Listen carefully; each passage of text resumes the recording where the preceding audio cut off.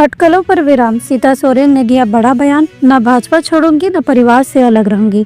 राजनीति में अफवाहें उड़ती हैं, लेकिन सच वही होता है जो मैदान में दिखता है। नमस्कार, आदाब, जोहार। आप देख रहे हैं न्यूज़ 5 AM। पिछले कुछ दिनों से झारखंड की सियासत में एक ही सवाल गूंज रहा था, क्या सीता सोरेन झारखंड मुक्ति मोर्चा में घर वापस कर रही हैं? अब इस सस्पेंस पर खुद उन्होंने विराम लगा दिया है। दुमका के सर्किट हाउस में कार्यकर्ताओं से मुलाकात के दौरान भाजपा नेत्री और जामा की पूर्व विधायक सीता सोरेन ने साफ साफ कह दिया, जब भाजपा ने मुझे मान सम्मान दिया तो छोड़ने का सवाल ही नहीं उठता। उन्होंने अपने कार्यकर्ताओं को भी भरोसा दिलाया कि पार्टी को मजबूत करने के लिए वे पूरी ताकत झोंक देंगी। लेकिन बड़ा सवाल, फिर यह घर वापसी की खबरें कहां से आ रही थी? क्या सियासी गलियारों में किसी ने माहौल बनाने की कोशिश की थी? सीता सोरेन ने राजनीति और परिवार को लेकर भी बड़ा बयान दिया। उन्होंने कहा, परिवार हमेशा मेरे साथ रहा है, लेकिन राजनीति कर्मभूमि है और उसमें मुझे अपने दम पर आगे बढ़ना है।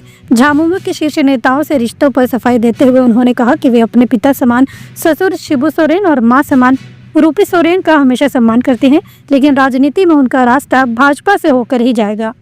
29 फरवरी को सीता सोरेन महाकुंभ मेले में जाने वाली थी, लेकिन एक घटना के चलते उन्हें अपनी बेटियों के साथ दुमका लौटना पड़ा और इत्तेफाक देखिए, अगले ही दिन झामुमो का स्थापना दिवस था।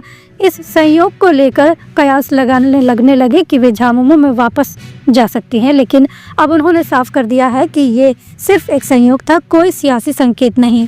तो क्या अब भाजपा में उनकी स्थिति और मजबूत होगी? क्या झारखंड की सियासत में सीता सोरेन का नया अवतार देखने को मिलेगा? दुमका लोकसभा सीट से हार और फिर जामताड़ा विधानसभा से भी मिली हार के बावजूद भाजपा ने उन पर भरोसा बनाए रखा। 2 चुनाव हारने के बाद भी वे हार मानने के मूड में नहीं हैं। उन्होंने कार्यकर्ताओं का भरोसा दिलाया है कि अगले चुनाव में वे फिर उनकी पार्टी जीत हासिल करेगी। कि वही पार्टी में फिर से शामिल होने वाली है।